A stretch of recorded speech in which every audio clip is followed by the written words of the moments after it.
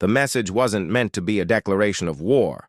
Commander Elowen Vask stood on the bridge of the relentless pursuit, watching in horror as the hegemony warships dropped out of fold space. The tactical display showed 63 vessels, dreadnoughts, carriers, and destroyer groups, all bearing down on Earth. All because of 17 words humanity had broadcast into deep space. "Incoming transmission from the hegemony flagship," announced Lieutenant Morrigan, her voice faltering. The holographic projection materialized before them. Supreme Executor Dravax Cole, his obsidian exoskeleton gleaming under the harsh lights of his command center, 4 glowing red eyes narrowed in what Elowen recognized as contempt. "The Council of Hierarchs has deemed your transmission an unforgivable transgression," Dravax announced, mandibles clicking. "The hegemony has stood unchallenged for 13,000 cycles. Your species' audacity to claim equality among the stars cannot be tolerated." "There's been a misunderstanding," Elowen replied, fighting to keep her voice steady. "Our message was an invitation for cultural exchange, not—" "Silence!" Dravax's voice reverberated through the bridge. "Your broadcast claimed humanity stands ready to take its rightful place among the stars. There is no rightful place for primitives who have barely left their atmospheric cradle. The hegemony determines who ascends and who remains subjugated." As the transmission ended, Elowen turned to Admiral Castellan, whose weathered face had gone pale. "They're jamming all our communications," said Rivik, the systems officer. "Ground defenses are coming online, but our orbital platforms won't withstand this kind of firepower." Admiral Castellan's eyes remained fixed on the tactical display. "How did we not know? 20 years exploring beyond our solar system and we never detected a galactic empire?" "They've been watching us," Elowen realized. "The hegemony's been observing Earth for years. Our deep space probes, our colonization efforts on Mars and Europa, they've been monitoring it all." Commander Kasparian pushed through the chaos on the bridge. "Admiral, the Defiant and Horizon are mobilizing.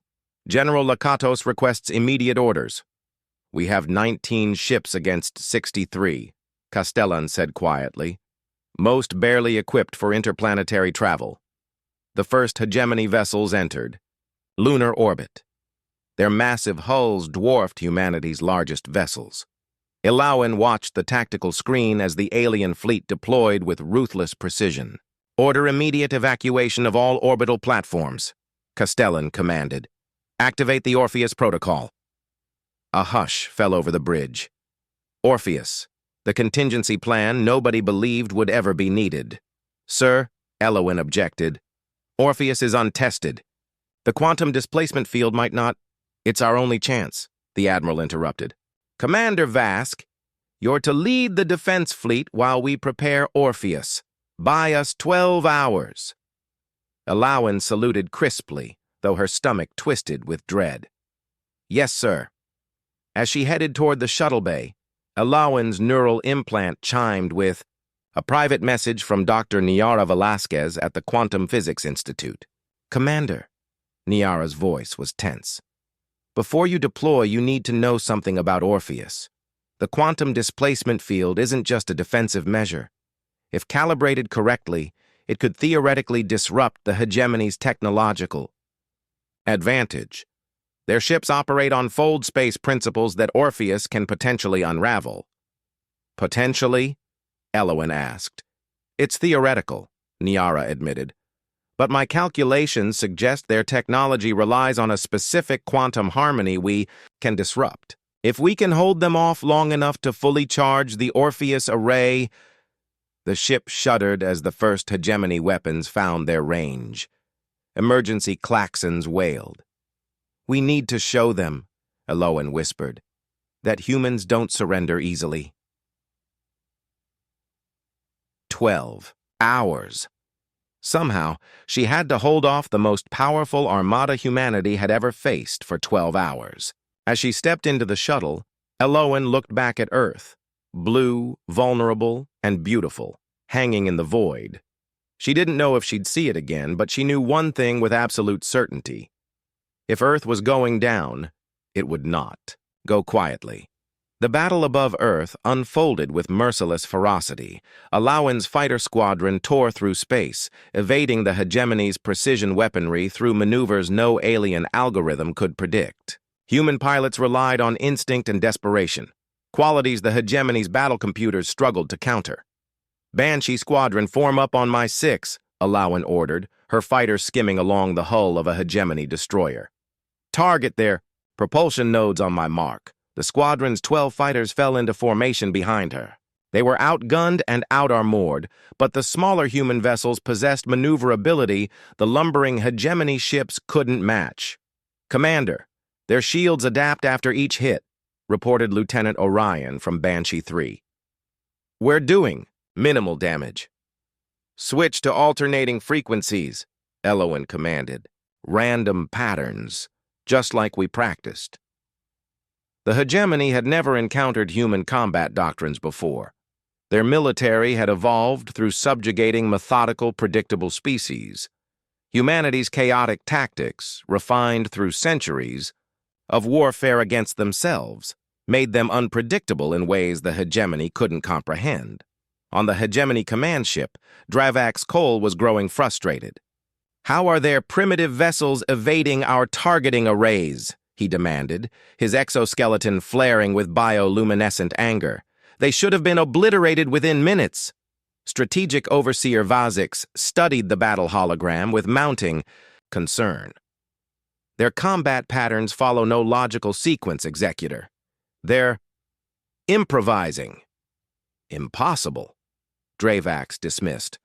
No spacefaring race abandons tactical protocols during battle. The humans do, Vazix observed quietly. And they're learning our patterns faster than we're learning theirs. Back on Earth, Admiral Castellan coordinated with Dr. Niara Velasquez as the Orpheus Protocol prepared for activation. Massive quantum displacement generators hidden beneath the surface of strategic locations worldwide hummed to life. Power. At 63%, Niara reported, her fingers dancing across holographic controls. The particle alignment is holding, but we need more time. Time is something we're running out of, Castellan replied grimly. The hegemony breached our outer defense perimeter. Their landing crafts will touch down within 2 hours. On the tactical, display red indicators showed hegemony forces punching through Earth's defensive screen. Despite the valiant efforts of Elowen's fighters and the remaining defense fleet, the aliens' technological superiority was slowly overwhelming humanity's resistance. In orbit, Elowen's squadron had been reduced to 7 fighters. Her vessel shuddered as enemy fire grazed its port side. Banshee Squadron, fall back to defensive position Delta, she ordered.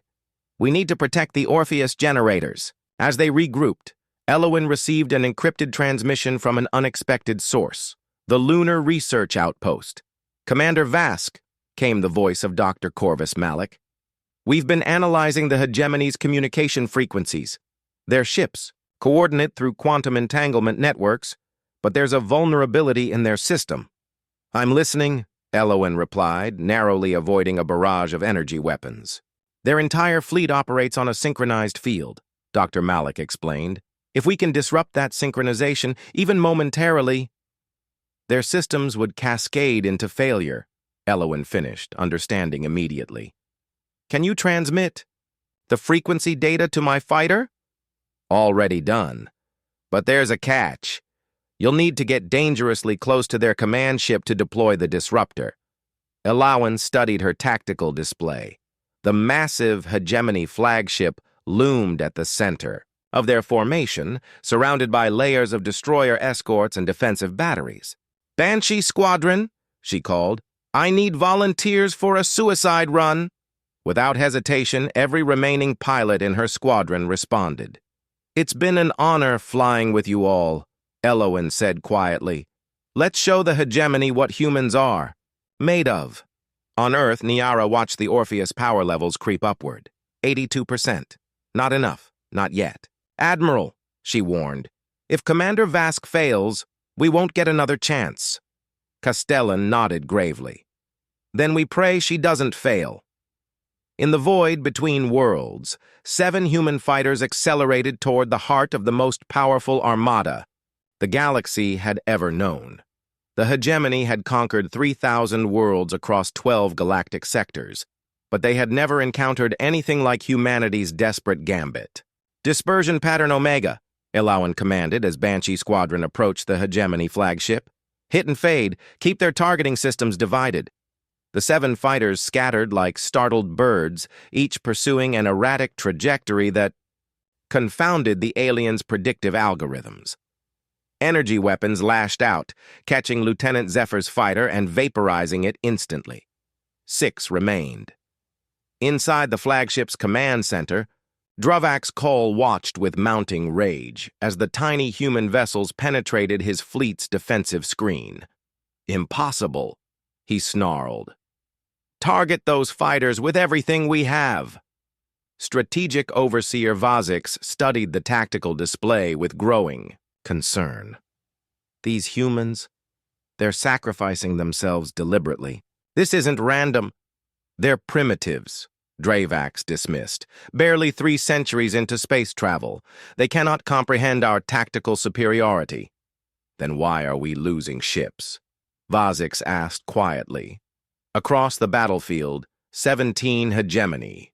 Vessels had been disabled or destroyed, an unprecedented loss against an inferior species. The cost to humanity had been devastating. 14 defense vessels obliterated, thousands dead, but Earth still stood.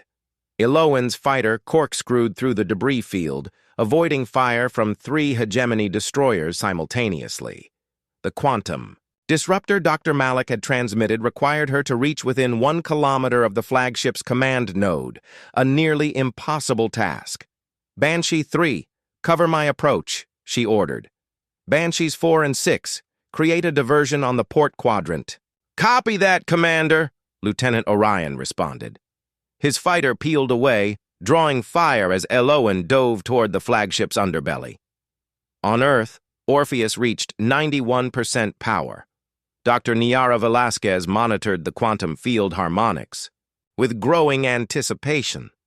"Almost there," she whispered, watching as the displacement field slowly stabilized. In the lunar observation post, Dr. Corvus Malik tracked Elowen's approach. "Commander, you have 1 shot at this," he warned. "The disruptor will only function for approximately 6 seconds before the hegemony systems adapt." "Understood," Elowen replied, her fighter shuddering as debris from a destroyed hegemony frigate scraped along her hull. "What's the status of Orpheus?" 93% and climbing," Admiral Castellan's voice cut in. "We need 8 more minutes." Elowen checked her tactical display. At her current trajectory, she'd reach the deployment point in less than 2 minutes. After that, the disruptor would buy them 6 seconds of advantage. Not enough time.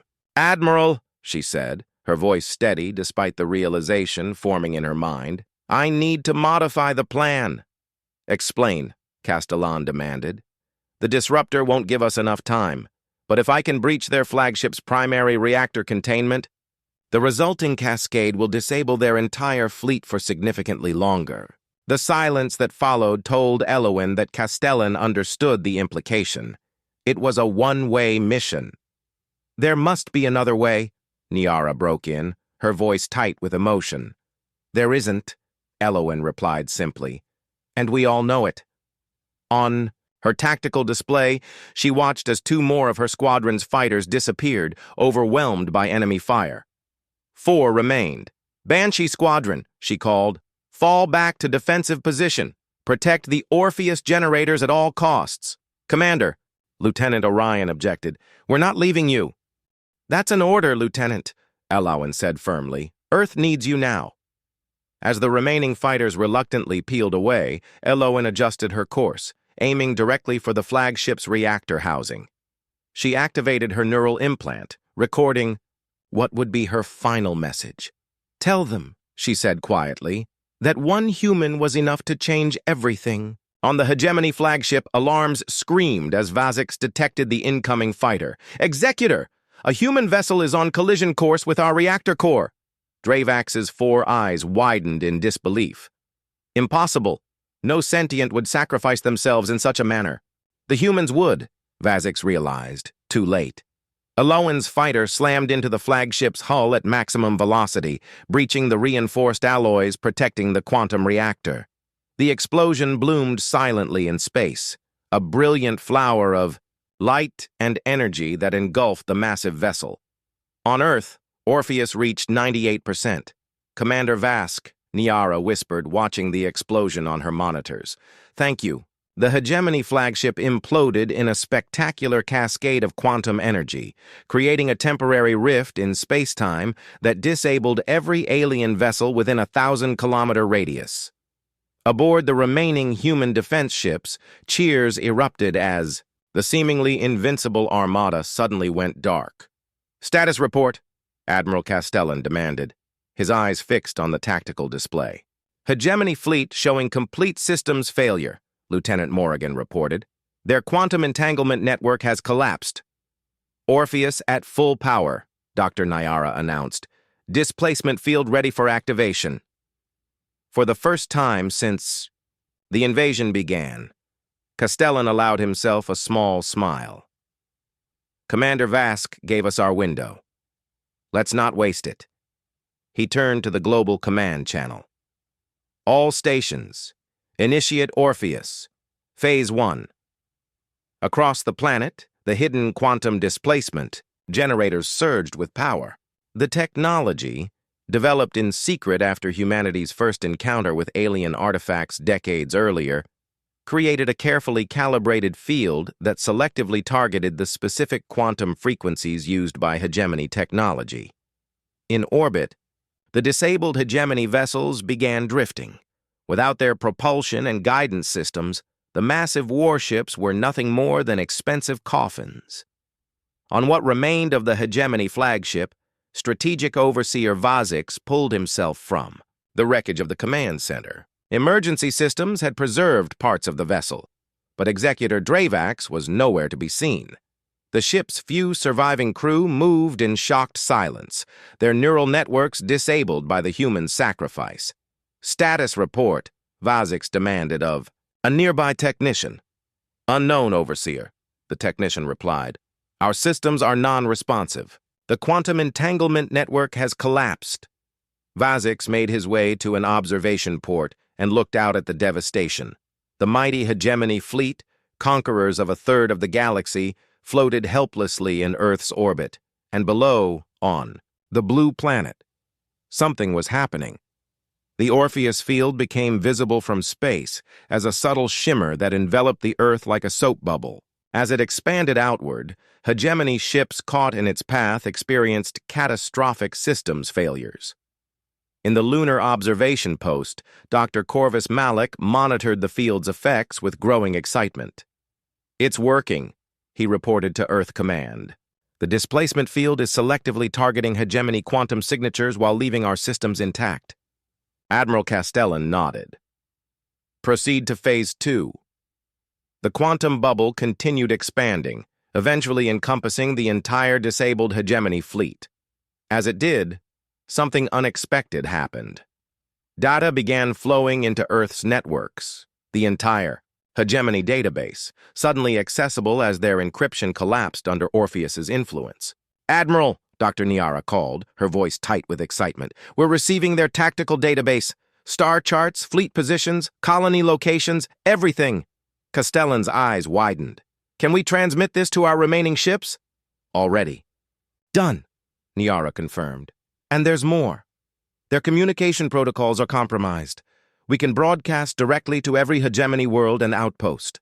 For the first time, humanity had leverage against an enemy that had expected an easy conquest. On the shattered remains of the flagship, Vazix watched as human vessels approached, surrounding the crippled alien ships. A transmission broke through. On the emergency channel. This is Admiral Castellan of Earth Defense Force, came the human's voice. Your fleet is disabled. Your communication network is compromised.